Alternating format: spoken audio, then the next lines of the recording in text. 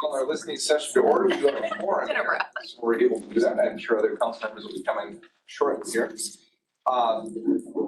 We have 4 people who called ahead of time. We got on the list here.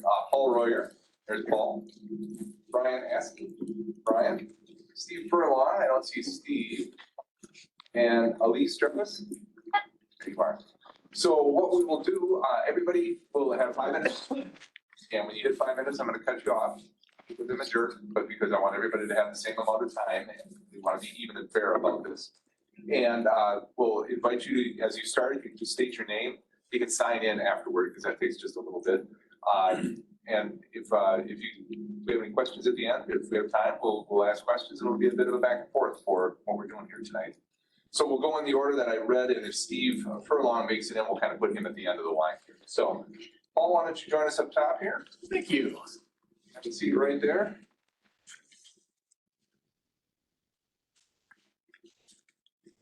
Good evening, everybody. Welcome.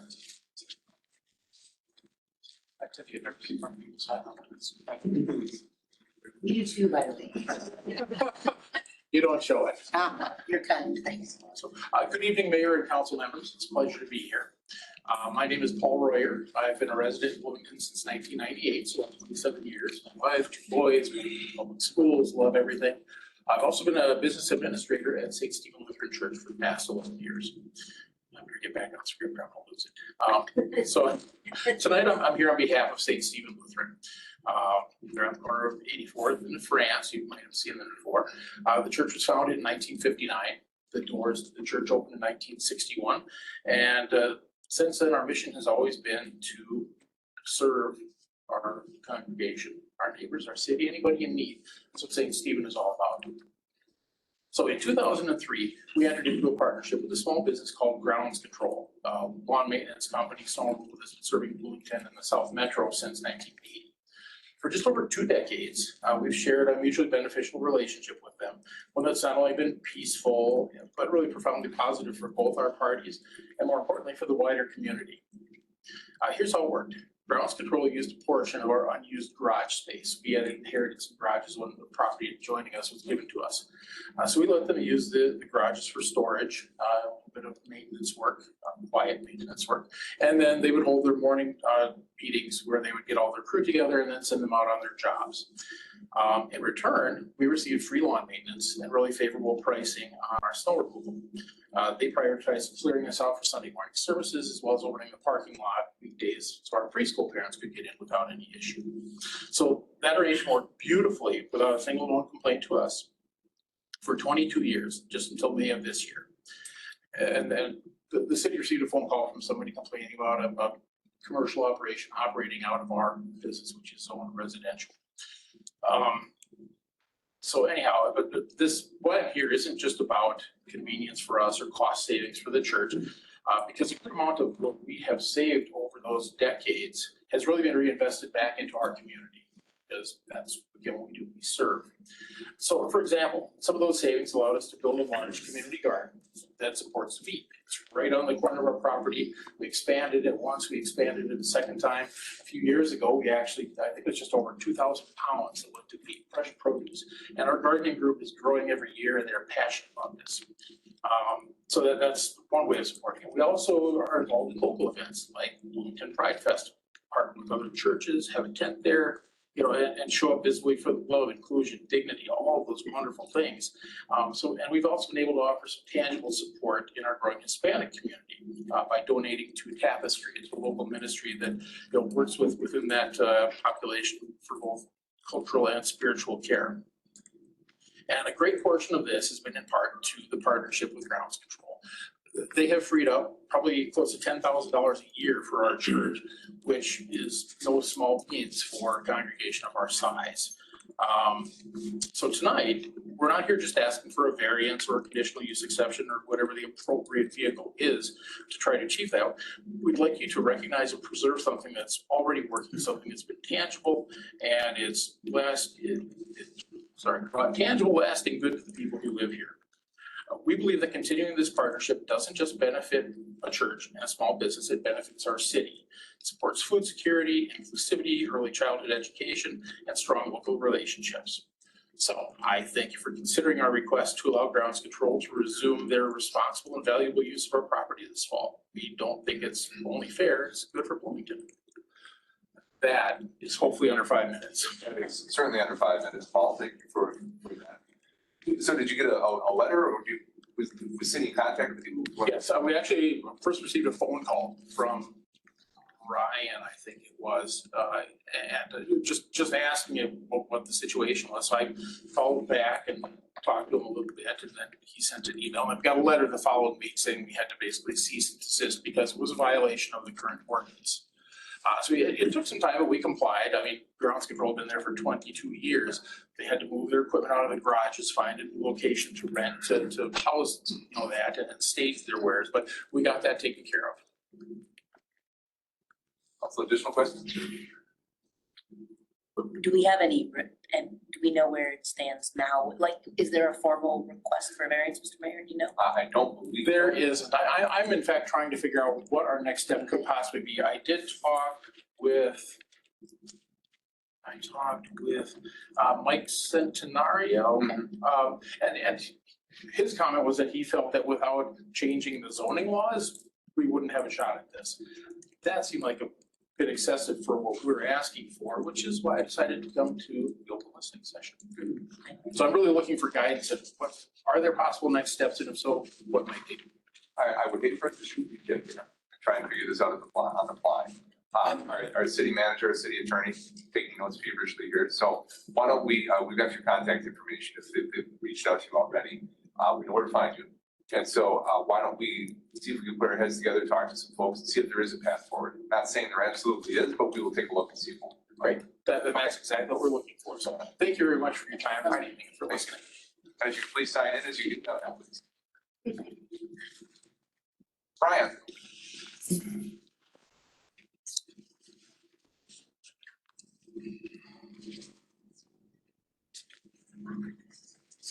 Evening, Mayor, Council. Welcome. Pleasure to be here. Thanks for I coming. have a topic here that probably know a lot about, get a lot of discussion about. It's the storage of trailers and travel trailers. I'm gonna talk about my situation. I got a big piece of property. It's 19,000 square feet roughly. I've been there 38 years, been a resident here. And I had a 20-foot trailer stored along my garage. It's 40 feet long. It's enclosed by, the side of it's enclosed by a 6-foot privacy fence. Well, I got a letter saying that I gotta move it, it's illegal. It's an oversized black trailer, he states. Now, I talked to the compliance that came here and we had a face-to-face, which was really good. So he's doing his job, I understand that. So I'm coming to the people that make the rules. That's how you get anywhere, right? If we get anywhere. So what I'm looking at is, why are these big, long travel trailers allowed in my little 20-footer isn't? That's kind of the confusion I have. When I bought it, I got neighbors that have them and motor homes and everything like that. And I never even thought about looking at the ordinance. Well, I'm not in compliance. So he threatened me with a $1,000 fine and all this other stuff. Well, I'm not gonna do that. So I moved it temporarily. So my choices are $2,400 a year to store it or sell it. And neither one is really an option that I like. I was wondering, what other option do I have? Can I apply for a variance? Or, I mean, if you saw where it was, I think it's reasonable. You can see maybe the top 1.5 foot of it, but for some reason this trailer is not allowed, and that's why I'm here. Did they indicate the reason? What was the reason why it isn't allowed? It's says that it's in, let's see here. Discontinue storing an oversized black enclosed trailer on the property. Trailers of this size are not allowed in a residential neighborhood. Now, that's it. Now, what it looks like is your typical construction like trailer. It's just a square 2-axle trailer. It has the ability to have 110 volt power. I use it for different things. So that's why I have it. Why I'm curious is that some of these travel trailers, and we've all seen them, they're massive. you know, my little trailer hidden behind my fence, and that's why I'm wondering kind of how I got nixed on it, and a lot of these other ones did, so, or they're legal, I should say. Well, I think that we made the distinction between that type of work trailer as opposed to a motor home or a boat or that kind of thing, I think the reason was usually with those trailers come a home business. Yeah. It's an entirely different set of issues, so we were, I think, trying to avoid that. And, but the larger vehicles, and especially alongside a garage and enclosed, I mean, they are permitted. So it's a good question. Without knowing the details or the specifics, without going and putting eyeballs on it or hearing from our city folks, I'm not exactly sure what the rationale might be other than size. And frankly, I'm not sure if there's a remedy either, considering the way the ordinance is written, the discussions we've had. And you're right, we've had these discussions over the years, over a number of years at a number of different times. And this is where we landed, just as a way to preserve neighborhoods and making sure that other folks don't have to sit and look at your stuff out their window all winter, that kind of thing. So, but in terms of what can be done, we're gonna have to take a look. And as I mentioned to Paul, the answer might be nothing, short of rewriting code or rewriting doing something, but we'll definitely take a look and see if there are workarounds or if there are options or what we might be able to come up with. Yeah, that's fair enough, and I don't really get into other people's business with their stuff, what they have, I'm just talking about me, like, I don't care if my neighbor's got whatever. My neighbors don't complain and you can't hardly see it. And like I said, the biggest thing is, $2,400 a year, a lot of money, that's a vacation for me. Yeah. But if there's something we could look at and come to something reasonable, maybe not, I guess I'd like to look at it. And I know the compliance officer's looking at it. That's his job. Yep.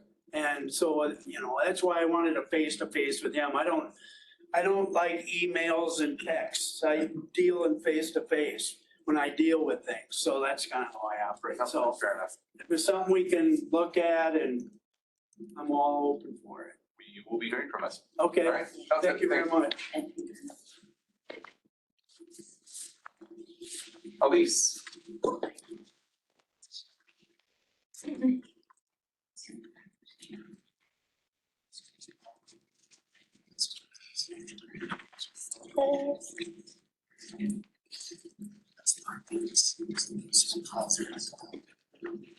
Thanks, Brad. Thank you. Good evening. Welcome. Good evening, thank you. Good evening, council members. Thank you for the opportunity to speak tonight. My name's Allie Jarvis, and I'm a proud resident of Bloomington's Forest Hills neighborhood. I'm here to urge you to support two ordinances. One to prevent the retail sale of dogs and cats from puppy mills and pet stores, and one to prohibit wild animal services in our community. These ordinances are both about protecting the vulnerable, animals and people alike, from cruelty, deception, and evil. The good news for us in Bloomington is this is currently not an issue. This is more about preventing the problem from happening. Let me begin with a personal story. Start reading faster. Okay. Years ago, I bought a Cavalier King Charles Spaniel from what I thought was a responsible breeder in the Southwest Metro. His name was Luke, though our friends called him Little Lemon because his health problems never stopped. He suffered terrifying neurological episodes that left him frozen and helpless. After months of confusion, a neurologist at the University of Minnesota diagnosed him with episodic falling syndrome, very rare disease. And the only hope for Luke to live was to get in the study in Scotland where he would be able to use the experimental medication. But to qualify, we needed blood from Luke's parents. That's when we learned the heartbreaking truth. The breeder had lied. Luke had come from a puppy mill in rural Minnesota. The house we visited was a front. It was just a showroom for animals raised in cramped, cruel conditions. Luke was likely born in a cage, trucked up to the cities, and sold to us, naive and hopeful new pet owners. A humane pet store ordinance would prevent this. Nearly 500 cities have passed similar laws, including 13 in Minnesota, Coon Rapids, Maple Grove, Shoreview, Osseo, and more. These policies don't affect responsible breeders or adopters. They do not affect responsible breeders or adopters. They simply stop stores from selling animals sourced from puppy mills. And now is the great time for Bloomington because we don't currently have any puppy selling stores. This would be a preventative move to protect our city from bad actors. Now let's talk about the circuses that use wild animals. Companies like Cardin International Circus, perform locally through the Osmond Shriners, have long records of USDA violations for abusing and neglecting animals like elephants and tigers. These animals endure isolation and confinement in cramped cages. It pains me to be this blunt, but elephants have literally died from beatings in these circuses. Beyond cruelty, these shows also pose public safety risks, with over a dozen deaths and frequent animal escapes since 1990. We're not asking Bloomington to ban all circuses, just to join cities like Minneapolis, Duluth, Rochester, South St. Paul, in prohibiting the use of wild animals in performances is a reasonable, responsible step to protect animals in our community. And the only circus that performs in Bloomington, the Royal Canadian Circus, currently meets this model. Together, these two ordinances reflect Bloomington's values of compassion, responsibility, and foresight. Let's be proactive. Let's be humane. Thank you for your time, your leadership. Thank you. And just to clarify the humane pet store bill that you mentioned, it would not prohibit the sale of puppies in a pet store, but just puppies from a puppy mill. Is that correct? Or just a complete ban? Do you want me to? You go ahead. Is it okay to speak at 5 minutes on in? You've got about a minute, so. Sure, I'll answer that in 30 seconds. I have to offer, State Director for the Humane Society of the United States, now we're the Humane Welfare Animals. What this is about is realizing that the state is prohibited in doing the rate from preventing the conditions of animals coming in from out of state. So 13 different cities across the state of Minnesota has been proactive with this, specifically by making sure that these dogs are not coming from these deplorable, horrible conditions of puppy mills. And so it is saying that no dogs can be sold in pet stores because it's a mask of hiding from where these dogs come from. You can still adopt or you can still buy from ethical breeders. Got it. Okay, thank you. Thank you. Thank you. Council, additional questions on this? No questions, just I'm supportive of both of those, in case you're wondering. I'm sure that's not a surprise to you, Mr. Mayor. Not at all. All right, well, thank you very much for being here. I don't know, Mr. Mayor, that's something that we can talk about in organizational business in terms of like the work plan or for next year or whatever. Sounds good. Yeah, okay, thanks. Mr. Furlong.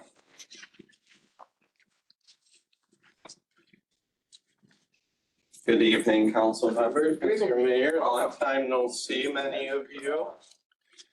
I am here to introduce you to the next infill missing middle housing proposal for Bloomington. It's the James Avenue City Homes.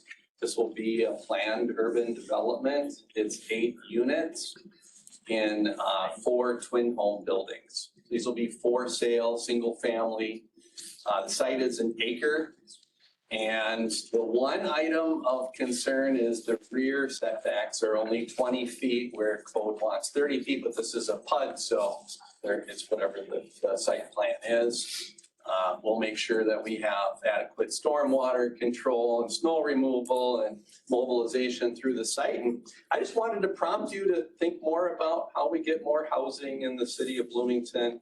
And I'm excited about this particular one, and I think this is a great way of doing it. So I don't have anything else for you. I just wanted to bring it by and say hello. And if you have any questions about this, I'm happy to try and answer them now. But we'll be bringing the plats together here soon and getting it submitted. We've been through DRC, and staff is supportive of this iteration. We made a lot of changes based on staff recommendations already. So we get our plat finished and we'll get it into Planning Commission and for you to hear. Hopefully the only fireworks will be this weekend and none when we bring it forward. Be great. I appreciate it, and I appreciate your creative thinking on this, and other issues. I know that you're an advocate for housing in Bloomington. And I mean, your comment, you need to start thinking about more ways. Believe me, we think about ways to create housing a number of different ways. The devil, of course, is in the details and actually getting it done. So appreciate the work that you're doing to bring this forward. Councilmember Nelson? Oh, I thought you were, sure. No, I thought you were. You want me to say something? No, I thought I saw a hand go up. No, we just grab coffee sometime. Okay. I owe you a phone call, so my bad. Councilmember D'Alessandro? Yeah, I just want to clarify, Mr. Mayor, if I remember correctly, and I know we did have a conversation, Mr. Long, about this, the easement variance request is in the backside, correct? I have that right? In the back of each unit, so to the north and the south, Okay, it's a 20-foot setback. as opposed to what 30. we 30 require right now, okay. And you have talked to planning, or our planning team, and they seem to think that that's reasonable at this point, As long subject as to the, stormwater checks out, right? yep, okay, very good. And I think if I remember us talking about this, we said 8 units, basically 4 duplexes kind of concept, right? And the garages, what do we do? Are we supporting a single parking spot per unit? Is that how this works? Two stall garages for each unit. Okay. Yep, and the garages would be connected in the middle. Okay. Dwelling units on the outsides. Right, okay, very good, thank you for that. Yeah. Mr. Mayor. Anything else? Great, very good. Thanks. Thanks for coming in today. Is there anyone here who wants to speak? We haven't, I think we're through our 4 speakers. Very good. No, you don't get a second bite of the apple, sorry. They're all with me, so. Council, we are through our agenda for our listening session. It is 6:07. I look for a motion to adjourn. Motion by Councilmember Moore, second by Councilmember Rios to adjourn. All in favor, please signify by saying aye. Aye. Opposed, motion carries. We are adjourned, and we will see you all downstairs. Thank you all for coming in tonight.